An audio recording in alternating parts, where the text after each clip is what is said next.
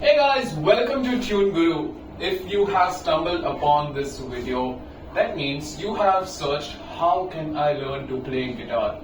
Well, let me tell you, it's one of the best thoughts you've had in a long time because there is no pleasure better than being able to play and sing along to your favorite songs, or else even just play whatever is over here, right? So today I'm going to help you out with your very first lesson to achieving the goal of playing guitar. So we're going to take a look at the instrument in hand first. We have an acoustic guitar over here. Can any one of you try and answer why it's called acoustic?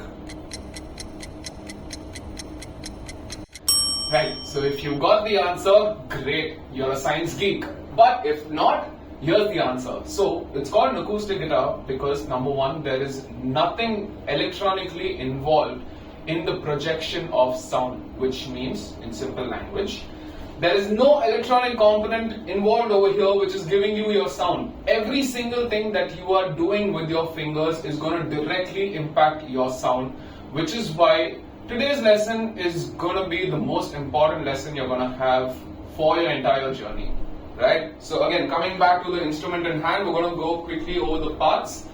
This entire section of the guitar is called the body. This is where all the magic is happening. When we pick a string, the string vibrates, the vibrations go into the sound hole, resonate and come back out as sound.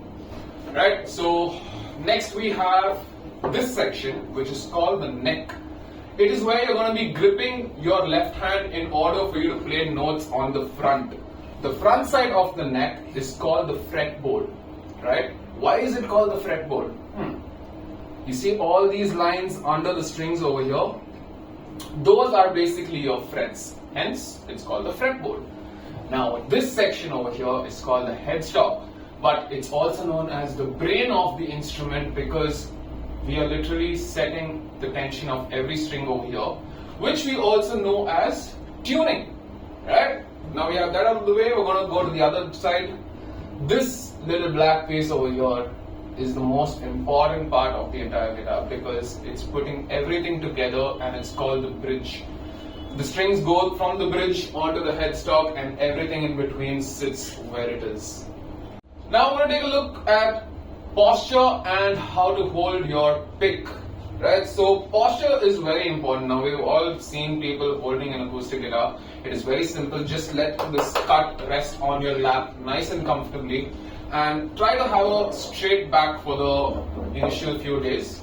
Even though we're all very lazy, we love to slouch, but keep a straight back because that's going to help you get into posture automatically. Now you want to keep the guitar a few inches away from your belly and rest your, let's say a couple of inches from your elbow, resting on the edge of the guitar over here.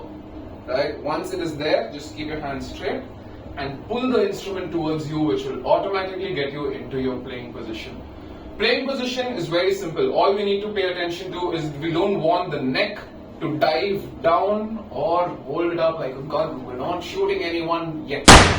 So that's the best way you're going to have great posture coming in. And now we move on to our pick. It's also known as a plectrum.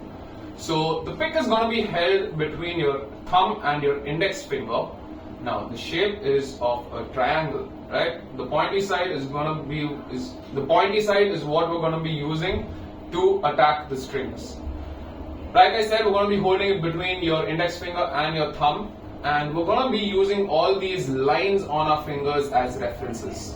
So I want you to bring your hand out like this. Imagine a thumbs up with your fingers open. You want to take the pointy side and align it with that first line on your index finger like this, right? Half out on either side should work. Put your thumb on top of it. So right now, if you notice, the thumb is pretty much covering the pointy side. Now close your fist. Once you do this, the pick automatically will turn towards the left and you will get the pick coming in between the pointy side of the pick coming out from the index finger and the thumb. This is the best way to hold your pick so that even when you are on the guitar, when you're trying to attack the strings, you don't want to be 90 degrees straight. So if you follow the exact method that I just gave you, you will get a natural playing position which approaches the strings a little bit from the side. Something like that. I'm going to start you off with some very simple exercises for your first few days that you can go. And here it goes. So, we're going to put the pick on top of the strings, right? Now, before we dive into the names of these strings and complicate things more for you, I'm going to keep it very simple. We're going to start with numbering the strings. We all know that we have 6 strings on the guitar. String 1 is always going to be towards the floor. The thinnest most string is always going to be string 1, while the string on top, the thickest most string, is going to be called string 6, right? This is never going to change. Now, how we're going to be going about is we're going to put the pick on top of string 6 and push the string downwards. Just like that. Right? Now you want to repeat this for all the strings nice and slow. Remember guys, you are not impressing anyone by going fast right now. Do it as slowly as you can because it is going to help you build something called muscle memory, which is the key for playing guitar. Moving on, let's take a look at this.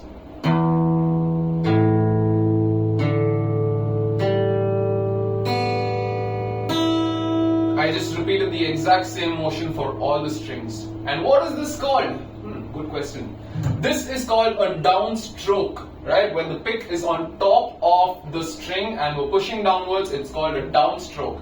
Now that we've come down, we want to go back up as well. We're going to do the exact opposite. We're going to put the pick under the string, under the first string right now, and do a pull motion towards the top. Remember, nice and slow. This is called an upstroke. And let me make it very clear for you right now. The job of your right hand is only to do one of two things or both. It's either to go down or to come up. The better you get at being able to move nice and smoothly across all your strings, build a good flow, you can do it with more and more intensity, where you can do more challenging things, something like this. Or something like this.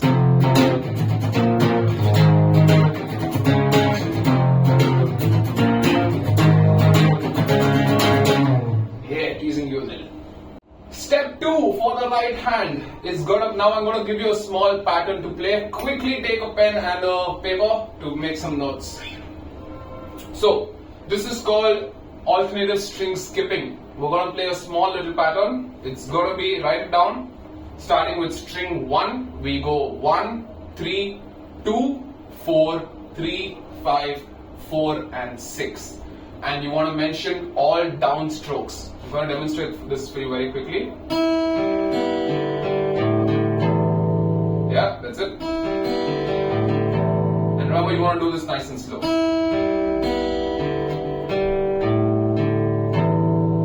Accuracy is what we want to aim for, not speed.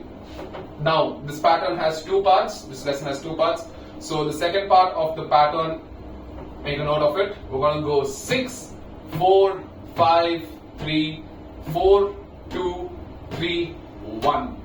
You got that? 6, 4, 5, 3, 4, 2, 3, 1. And now you're going to be using alternative strokes for this. 1 stroke down, 1 stroke up.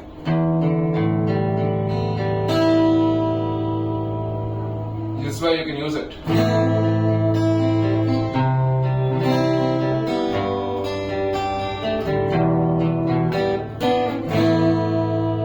Being able to navigate through the strings on your right hand without paying too much attention to which string you're actually picking is where this exercise is going to help you. And remember, like I said, we are building muscle memory, so do it nice and slow.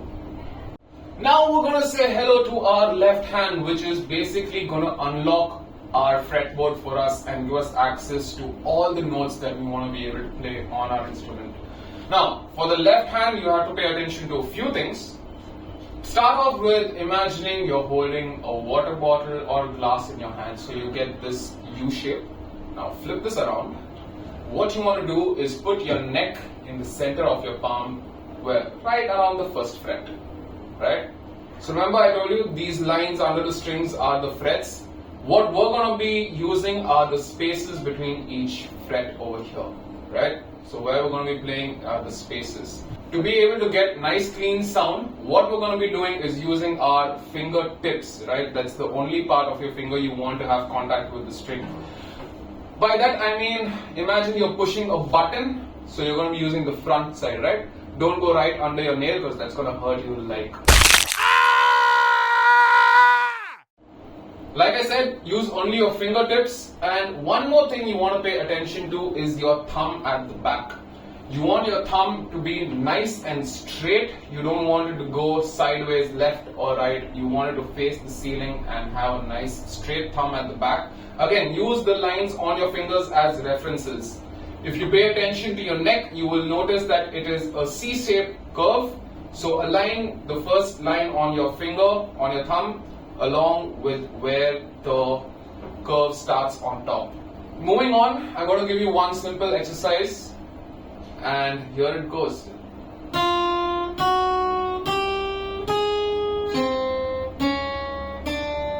Yeah, you're going to want to move on to the next video right now, but don't do that. Stick around till the end, please. It's going to help me a lot.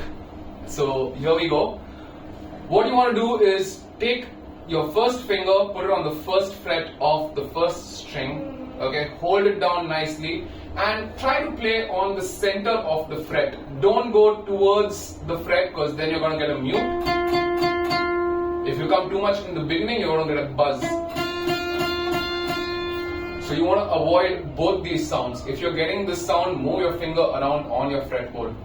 The sound that you want needs to be like this. Nice and clean, ringing out and sustaining for as long as possible. For that, all you need to do is hold the fret right in the center and start off with this. Right? And now do this in reverse.